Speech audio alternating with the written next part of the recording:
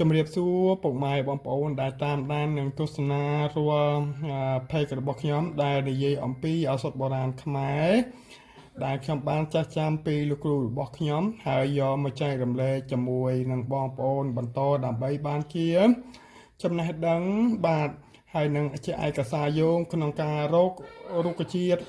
យកទៅធ្វើជាឱសថបាទសម្រាប់ព្យាបាលនៅជំងឺរូបរាងកាយរបស់ពុកម៉ែបងប្អូនហើយឱសថមួយប្រភេទនេះដែលខ្ញុំបានបង្ហាញគឺមានឈ្មោះថាបាទពុកមាត់អេសីដើមបញ្ញាក្អែកទុំលើដើមត្រាចពុកម៉ែបងប្អូនឬក៏ដៃបញ្ញាក្អែកទុំលើដើមត្រាចហើយអត្ថប្រយោជន៍នៃរុក្ខជាតិនេះគឺវាមានអត្ថប្រយោជន៍ជាច្រើនសម្រាប់សុខភាពរបស់ពុកម៉ែបងប្អូនមិនថាជាបញ្ញាក្អែកមិនថាជាសម្បកត្រាចឬក៏ពុកមាត់ឬក៏ដៃរបស់បញ្ញាក្អែកដែលទុំលើដើមត្រាចទេណាពុកម៉ែបងប្អូនសុទ្ធតែមានប្រយោជន៍ទាំងអស់បាទរុក្ខជាតិនេះគឺជារុក្ខជាតិកម្របាទมันងាយនឹងបានឃើញទេហើយខ្ញុំបានប្រទះបាទឃើញដើមត្រាចដែលមានបញ្ញាក្អែកដុះហើយមានពុកមាត់បាទពុកមាត់អីស្អីនឹងដុះទៀតបាទពុកម៉ែបងប្អូនតំណាងមែនទែនដើម្បីយករុក្ខជាតិនេះមកធ្វើជាឱសថសម្រាប់ព្យាបាលនៅជំងឺបាទទាំងឡាយទាំងពួងបាទតកតងជាមួយនឹងរុក្ខជាតិមួយនេះយើងព្យាបាលជំងឺមะเร็งក៏ត្រូវយើងព្យាបាលជំងឺមហារីកក៏ត្រូវយើងព្យាបាលជំងឺបោសក៏ត្រូវយើងព្យាបាលជំងឺកាពះក៏ត្រូវជំងឺពោះវៀនក៏ត្រូវជំងឺតម្រងនោមក៏ត្រូវបាទនិយាយទៅវាត្រូវច្រើនមុខពុកម៉ែបងប្អូនណាហើយមួយទៀតគឺវាត្រូវជាមួយនឹងជំងឺ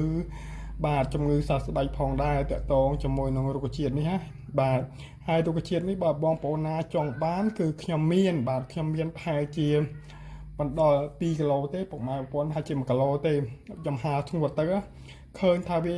មុននឹងកាត់ឃើញវាច្រើនមកដែរប៉ុន្តែដល់ពេលយើងយកមកហាលយកអីទៅប្រហែលជាបាន1គីឡូពុកម៉ែបងប្អូនណាហ្នឹងហើយរុក្ខជាតិមួយនេះគឺជារុក្ខជាតិកម្រដែលយើងនឹងមិនងាយជួបនឹងប្រទេសទេបាទហើយរុក្ខជាតិនេះណាបើបងប្អូនណាចង់បានឱសថនេះយកទៅព្យាបាលជំងឺដូចដែលខ្ញុំបានថាហ្នឹងគឺពុកម៉ែបងប្អូនអាចតំណែងជាមួយនឹងលេខទូរស័ព្ទរបស់ខ្ញុំបានណាហ្នឹងហើយដៃបញ្ញាក្អែកឬក៏ពុកមាត់អេសីបាទទុំលើបញ្ញាទុំលើដើមត្រាចដែលមានបញ្ញាក្អែកហ្នឹងដុះនៅជាមួយផងដែរណាហ្នឹងហើយពុកម៉ែបងប្អូនណាហ្នឹងហើយមានទាំងដៃមានទាំងបញ្ញាក្អែកបាទហើយក៏ដើមត្រាចនោះក៏អាចយកទៅព្យាបាលនៅជំងឺថ្លើមផងដែរណាពុកម៉ែបងប្អូនហ្នឹងហើយបើបងប្អូនណាបានចង់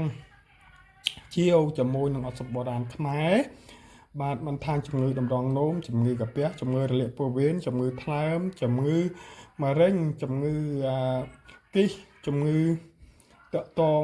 មហារីកស្បូនមហារីកលំពេងអីផ្សេងពុកម៉ែអាចតកតងខ្ញុំបានអរគុណបាយបាយជម្រាបលា